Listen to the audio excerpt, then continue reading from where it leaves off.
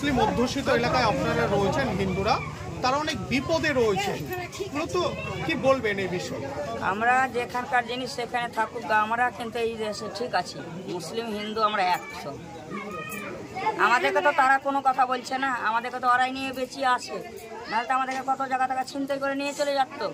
কিন্তু না, আমরা এখানে ভালো আছি। তাহলে শামসেরগঞ্জে কিছু হচ্ছে না? না, আমাদের ঠিক আছে, আমরা এইটুকুনি, আমাদের এই এলাকাটা আমরা দেখবো, আমরা অন্য দিক দেখবো না, আমরা ভালো আছি, পুরোপুরি নিশ্চিন্তে রয়েছেন। হ্যাঁ, মুসলিমরা গাইড করছে আপনাদের?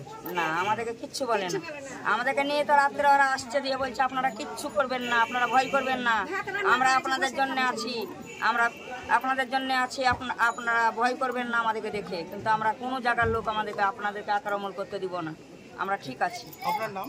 আমার নাম অর্চনা সরকার, বাড়ি এই তো মুর্শিদাবাদ।